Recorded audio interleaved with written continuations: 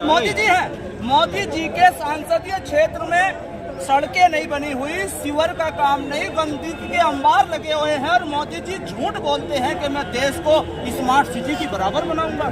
अरे अफसोस, अरे कौन सा कॉरिडोर बना दिया? कहाँ बनाया है? कहाँ बनाया? ये तो मंदिर है हमारे आस्था का केंद्र हिंदू भाइयों की, ये मोदी जी की देन नहीं है, ये हमारे हिंदू भाइयों की आस्था की देन है। वो तो ये कह रहे हैं राम मंदिर भी हमने बनाया है और हम कहते हैं देश का इतिहास और कानून कहता है राम मंदिर सुप्रीम कोर्ट के आदेश पर बना है, उनके कुछ से नहीं बना है। वो झूठ बोलते हैं, ये मीडिया उनका झूठ नहीं दिखाती और हमारे किसान नौजवान आज परेशान हैं। आपने देखा होगा उत्तर प्रदेश के अंदर, जिस प्रदेश के हम रहने वाले हैं, 62,000 पुलिस की भर्ती निकलती है, 50 लाख लोग फार्म भरते हैं और उस फार्म भरने वाले में बेरोजगारों की संख्या MTech, BTech, MSc, BSc, BCom, MCom, पता नहीं कौन कौन सी डिग्रियों वाले हैं। और देखिए जनता को किस तरह लूटा गया। ये मेरी प्यारी जनता समझती नहीं लूट जाती है। 50 लाख फार्म, एक फार्म भरने का खर्चा 500 रुपए, 500 को 50 लाख से गुणा करेंगे 250 करोड़ हुआ, क्योंकि वो एक ही कंपनी को ठेका दिया गया था और वो कंपनी थी मोदी जी के चाहने वालों की और किसी की नहीं थी। इसलिए इस देश के नौजवान किसान को जागना होगा। अगर नौजवान और किसान नहीं जागा, बाबा ने बुलाया है, तो अकस्मात उल्ला खां और सरदार भगत सिंह के जो सपने थे वो साकार नहीं होंगे, उनकी आत्मा को शांति नहीं मिलेगी, उनकी रूह को शांति नहीं मिलेगी।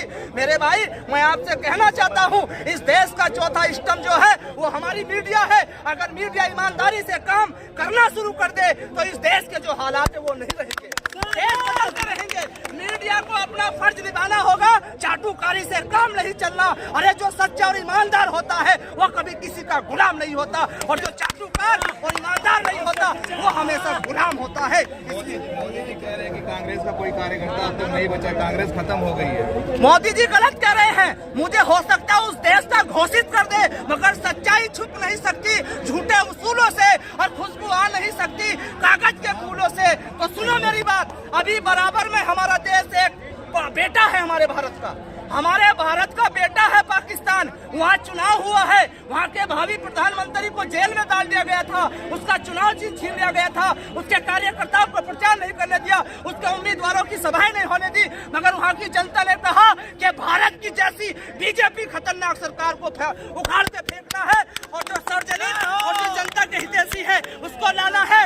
मोदी जी, अगर मैं ये कहता हूँ यूपी के अंदर नहीं पूरे देश के अंदर एक एक कार्यकर्ता को आप डरा और धमका कर अपनी तरफ भी करने दे, तो ये जो सर समाज है, जिस दिन इलेक्शन होगा उस दिन वोट देकर कांग्रेस की सरकार ये भी कह रहे हैं कि जो कांग्रेस है सिर्फ मुसलमानों की पार्टी, ये मुसलमानों की पार्टी है। भाजपा वाले कह रहे हैं मुसलमानों की पार्टी है। यहाँ कमलापति त्रिपाठी किसके मुख्यमंत्री थे? कौन थे? नारायण जी कौन थे? रामविलास पासवान गठबंधन में रहे कौन थे? मीरा कुमारी कौन थी? ये सिर्फ और सिर्फ भाई, ये बात मेरी जरूर दिखाना। भाजपा के लोग 5 चीजों पर काम कर रहे हैं। नंबर 1 मुसलमान, नंबर 2 पाकिस्तान, नंबर 3 कब्रिस्तान, नंबर 4 मस्जिद और मंदिर। उसके बाद और कोई काम नहीं है। एक काम उन्होंने जरूर किया है, मैं सैल्यूट करता हूँ कि नालायकों की क्या पहचान होती है। लायक जो होता है वो अपने देश का, परिवार का, घर का नाम रोशन करता है और नालायक नहीं करता। इन लोगों ने, कांग्रेस ने 70 सालों में जब पहले इस देश की धरोहर थी उनको बेचने का काम किया है और कुछ काम इन्होंने नहीं किया है। और अगर इन्होंने सड़कें बनाई है तो सड़कों में टैक्स लगा दिया है। मैं दिन में 10 बार गुजरूंगा तो मुझे टैक्स देना पड़ेगा। मेरा ही पैसा, मेरे ही जेब में डकैती डालकर सड़कें बनाकर कह रहे हमने सड़क बना दी। अरे जब सड़क बना दोगे, चलने के लिए हमारे पास वाहन नहीं रहेंगे तो ऐसी सड़कों का हमें क्या करना। हम 10 साल में बीजेपी ने कोई काम ही नहीं किया। देखिए, मैंने बताया तो बेचने का काम किया यार। मीडिया वाले हर बार यही पूछते।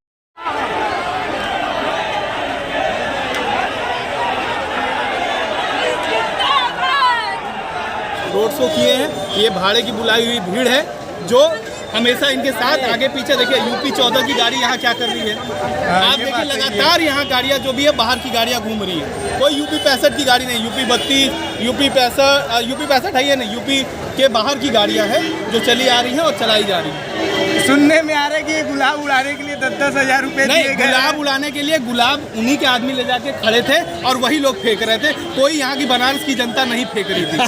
तो एक यात्रा ये ढोंग की तरह है। ये यात्रा ढोंग है। इससे पहले भी भारत जोड़ो यात्रा किया उन्होंने, वो भारत जोड़ो यात्रा किया जिसमें जहाँ जहाँ वो गए हैं वहाँ वहाँ वो हारते हुए आए और यहाँ भी आए हैं अपनी लुटिया डुबा के जाएंगे। गंगा जी में डुबकी जरूर लगाने आए होंगे, लेकिन वो ये एंटी हिंदू हैं जो हमेशा इस तरह की काम करते आए हैं। यहाँ भी आए होंगे तो उनके पीछे जो भीड़ है वो टोपीधारियों की है। टोपीधारियों की भीड़ जो भी भाड़े के टट्टू बुलाए जाते हैं, जो कि यहाँ से रैली में निकाल रहे हैं, गुलाब अपने ही ले जाके छत पे फेंक रहे हैं। कोई यहाँ न उनको झंडा दिखाने वाला है न उनके साथ खड़े होने वाला है। तो क्या राहुल गांधी सिर्फ एंटी नेशनलिस्ट हैं या फिर पूरी कांग्रेस पार्टी? पूरी कांग्रेस पार्टी की मैं बात कर रहा हूँ। जो लोग राष्ट्रवाद के खिलाफ, हिंदुओं के खिलाफ जब चुनाव आता है तो हिंदू बन जाते हैं, ये ऐसे लोग हैं भैया।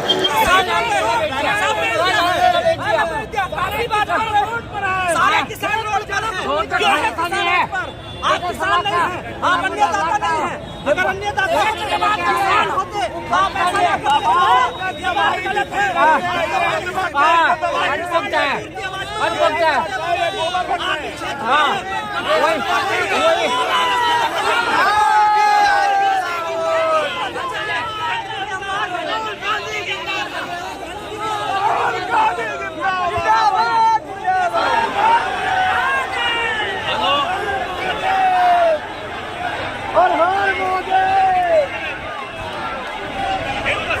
दवाई दिख नहीं, ये अंधभक्त है, इनकी कोई दवाई दिख नहीं।